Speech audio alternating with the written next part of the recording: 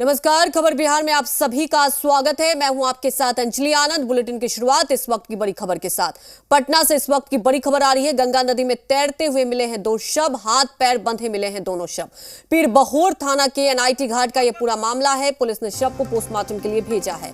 बिहटा गोलीबारी में लापता युवक के शव होने की आशंका बताई जा रही है। अवैध बालू खनन मामले में बिहटा में हुई थी गोलीबारी में 5 लोगों की मौत की खबर मिली थी।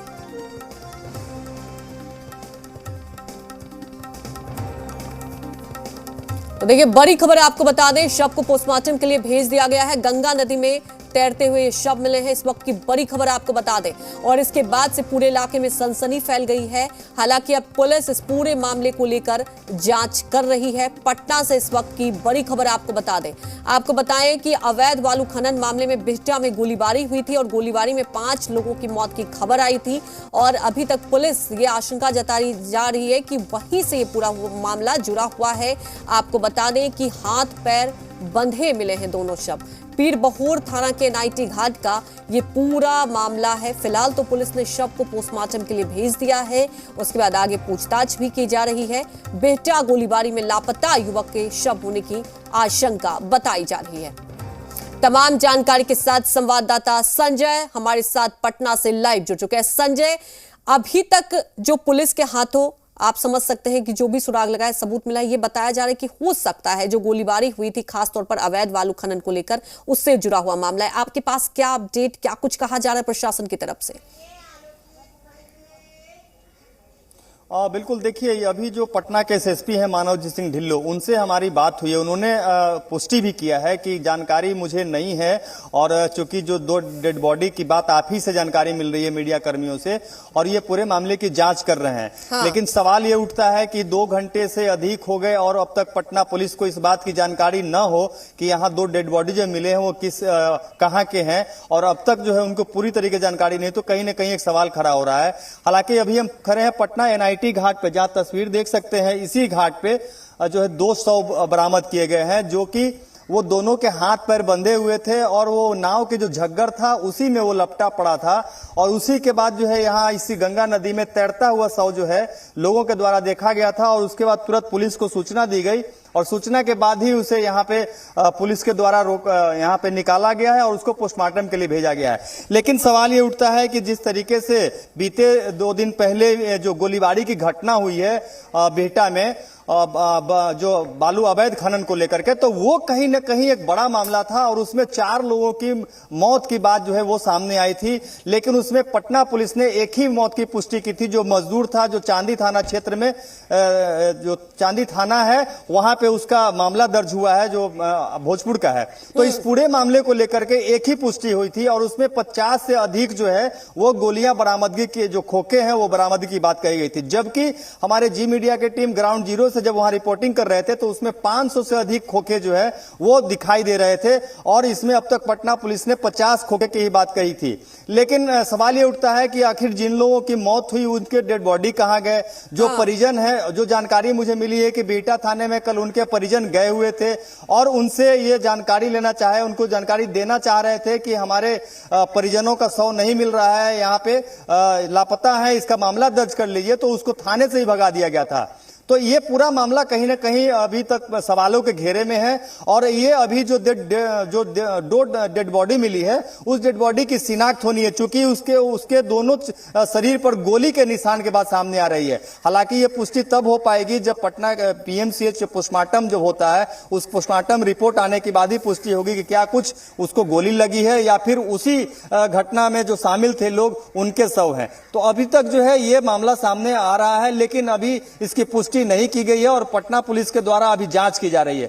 लेकिन सवाल कई हैं, जवाब पटना पुलिस के पास नहीं है, क्योंकि जो घटना हुई थी पटना में गैंगवार की घटना हुई थी। हाँ। और वो भी बालू अवैध जो खनन हो रहा था उसको लेकर के पूर्व से भी चलता आ रहा था। लेकिन ये जो घटना है काफी बड़ी घटना हुई थी, और इसमें 4 लोगों की मौत जो लोगों के द्वारा बताई जा रही है वो अब तक इसके पुलिस के द्वारा पुष्टि नहीं की गई। हो सकता है इससे ज्यादा मौत हो, और सभी डेड बॉडी को गंगा नदी में फेंक दिया गया हो। कि 4 लोगों की मौत हो जाती है, पुलिस को पता तक नहीं चलता। सवाल ये उठता है कि देखिए लगातार अगर हम बात करें इस तरह से क्राइम की घटनाएं बढ़ते जा रही है। अगर आप बात कर लें अवैध बालू खनन को लेकर धड़ल्ले से चल रहा है, नियमों की अनदेखी हो रही है और पुलिस को पता ही नहीं चलता, मीडिया से जानकारी मिलती है, बहुत हैरान करने वाली बात हो जाती है।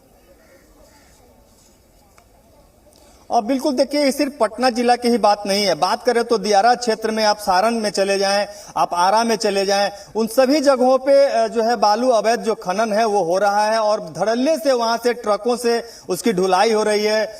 जो बड़े बड़े ट्रक्स होते हैं उनसे ढुलाई हो रही है और इस पर पटना पुलिस नहीं बल्कि बिहार पुलिस की कहीं से नजर नहीं होती है। हाँ। और इसके लिए जब भी मीडिया के द्वारा जब दिखाया जाता है तो प्रशासन की नींद खुलती है और उसमें कई जगह छापेमारी की जाती है। बात करें तो बीते 2 वर्ष पहले ही जो पटना के एसएसपी मन्नू महाराज हुआ करते थे, उस समय तकरीबन 50 से अधिक पोकलेन को जब्त किया गया था और वो जब्त पोकलेन जो है ठीक अगले ही दिन फिर वो सड़कों पे दौड़ने लगा। तो ये कहीं ना कहीं लोगों की मिलीभगत सामने आ रही है, कहीं ना कहीं कोई लोग इसमें शामिल है जिसके वजह से ये घटनाएं भी हो रही है।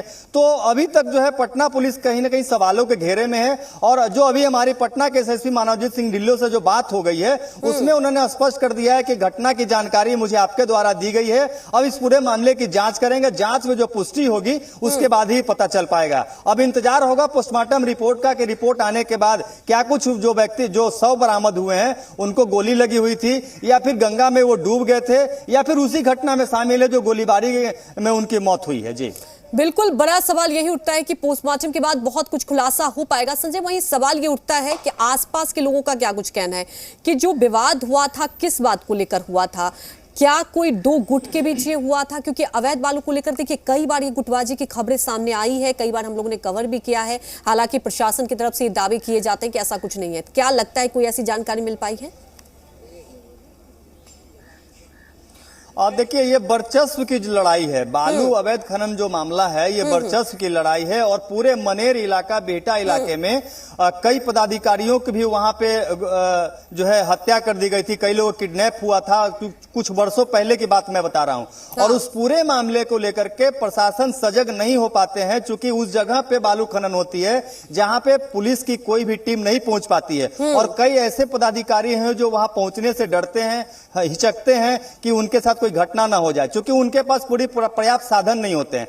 तो इसको लेकर के भी कहीं ना कहीं प्रशासन पे सवाल उठता है कि आखिरकार जब अवैध खनन जब हो रहा है तो उसके लिए माइनिंग अफसर क्या करते रहते हैं, क्योंकि माइनिंग अफसर भी कहीं ना कहीं उसमें संलिप्तता दिखाई जाती है। कभी कभी बात करें तो बीते हाल के दिनों में ही आर्थिक अपराध इकाई ने कई ऐसे लोगों को इसमें मामला दर्ज किया है और उसमें बालू अवैध खनन में संलिप्तता सामने आई थी जिसमें आईपीएस अधिकारी समेत इंस्पेक्टर तक के अधिकारी को सस्पेंड किया गया। हाँ। तो ये पूरा मामला जो है अभी ये जांच का है, अब तो जांच के बाद ही पता चल पाएगा। लेकिन जो गैंगवार हुई है, हाँ। इस गैंगवार में जो लोग मारे गए उसके परिजनों के द्वारा कुछ अब तक स्पष्ट नहीं हो पाया कि आखिरकार इसमें कौन लोग शामिल थे। लेकिन इतना तय है कि ये पूरा का पूरा जी बिल्कुल संजय, अब देखने वाली बात यही है कि ये जो गैंगवार हुआ था क्या इसके पीछे वजह थी। देखिए कई सारे गुत्थी है, अब देखना होगा, पोस्टमार्टम रिपोर्ट आता है उसके बाद कई और खुलासे होंगे। हमारे साथ जुड़ने के लिए आपका शुक्रिया।